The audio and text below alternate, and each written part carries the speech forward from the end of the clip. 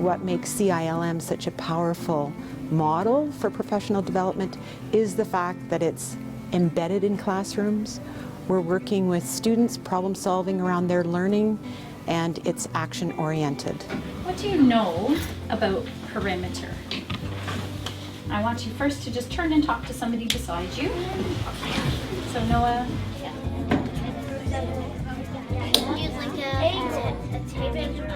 The children are excited. We're doing that mini mental math all the time where we come in with a quick mental thing to do with the kids, something to talk about, and they're asking for more. They're going, oh, do we have to go to the next area? Give us one more. Why do you think estimating helps us measure perimeter? So why do you think it helps us? And I'm going to give you a piece of paper and I want you to write down all your thoughts. They're using their brain power more. It's not, here's a worksheet and fill it in. You've learned this concept, now go practice it. It's what can I get out of them before we even start? What do they already know? Why do they have to estimate how big the wall is? Because they're going to be painting it. They're going to be painting it. They probably have to know how much paint to buy, right? To cover that wall. Oh yeah, because then if they know how much space they have to paint it up, they need to buy the right amount of paint. Awesome. Yeah. We're estimating for building and painting.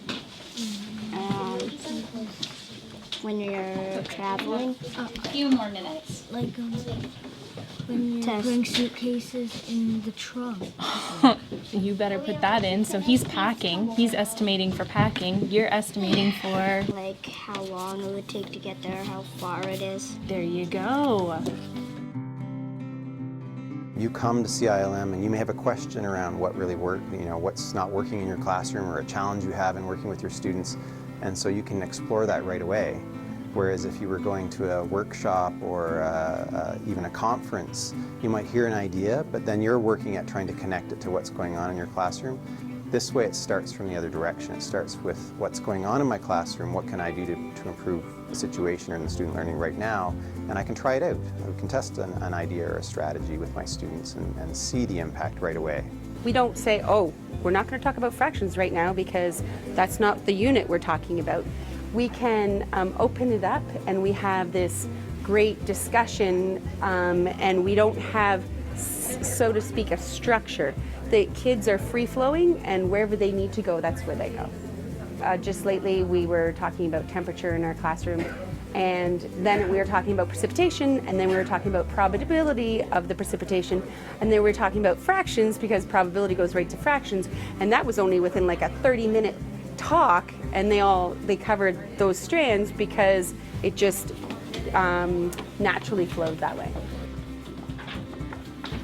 So as far as collaborative inquiry, we're using that cycle where we're planning, we're thinking about what did the students do last day, we're listening to challenges and successes on behalf of the work that's in front of us, and then we're acting on that. We're planning together, we're going in, delivering the lesson, and we're assessing what we're seeing. Then we bring the work back, we reflect on what we saw, what we heard, and we're making next steps. So that assessment for learning is at the core of our work together.